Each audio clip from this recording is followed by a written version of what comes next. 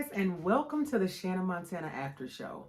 I just wanted to come back after episode 3 and have a quick conversation with you guys about some things that I really want you all to take away from this conversation and apply today on your own healing journey. At the end of the day, I fully understand that the healing journey is going to be unique to every individual alone.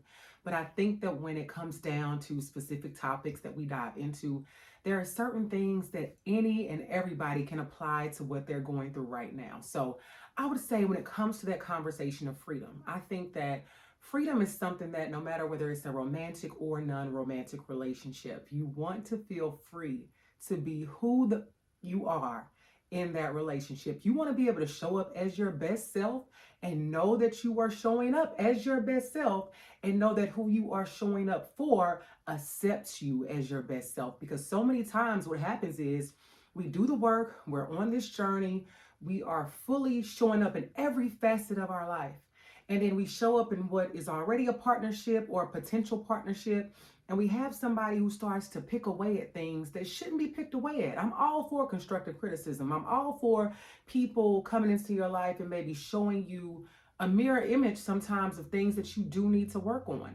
But when we are already doing the work, when we have gotten to a place in some areas of our lives that we know we are okay in, and some things innately who we are, our character, our morals, our values, what we believe in, and somebody's trying to pick that apart, that somebody probably ain't for you. Or that somebody probably is someone that you may not, or you need to just evaluate if they should be in your life. Because you all know I'm never an advocate of always saying that it's time to go, dismiss everybody, tell them to skedaddle. But sometimes that's the case. But in other times, it calls for evaluation. So I just want to say, to Tori's point earlier, you have to make sure when you're talking about love and romance, those kinds of relationships, make sure that you are dating somebody who actually likes you. If they actually like you, what you stand for, who you do it for, then the chances of winding up with somebody who doesn't allow you to be free to be who you are, they lessen. Not gonna say they won't exist, but they lessen. But if you're with somebody that you feel like doesn't really like you, like they liked you from afar, but they ain't really feeling you up close, they don't like a lot of what you do. They don't like a lot of where you go. They don't like a lot of what you say. They don't like a lot of stuff. They always got something to say. They got more negatives than positives to say. That's a relationship that you really need to evaluate.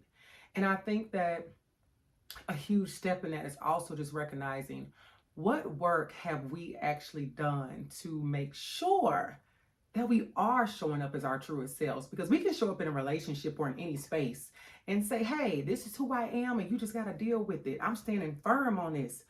But if we really have not done enough work, have not really evaluated ourselves in all the different areas that we need to look at ourselves, what do I need to work on internally? What do I need to work on externally? What is my purpose in this life? What am I passionate about? What are the things that I stand on, and why do I stand on them? What drives me in life? What makes me happy? What brings me peace? How do I feel? How am I fulfilled when I show up in any space?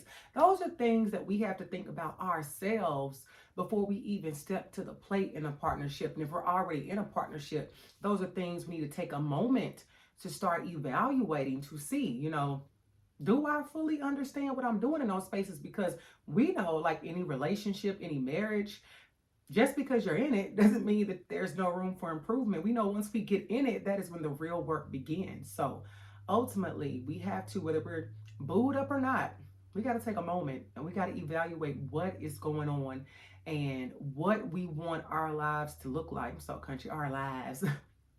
What we want our life to look like, so that if we know exactly what we want our life to look like we talked about in episode 1, we know what that vision is, we know what fulfills us, we know what makes us happy, we know what brings us peace, we know what doesn't work, so that when we show up in spaces, we can really say, this is who I am, this is what I need, this is what I need from me, this is what I need from you, and this is what life has to look like in order for Shaanah to feel free. And I think if we're able to say that and really understand it and continuously work on it on this healing journey, then we're going to have a lot happier, a lot more relationships that are happy. And we're going to have a lot more people that are walking around on this earth fulfilled than we do now. So Hope that you guys can take that, hold true to it, and apply it to your journey as we go forward together. So I'll see you guys back here for episode 4. Signing off, yours truly, Shaanah Montana.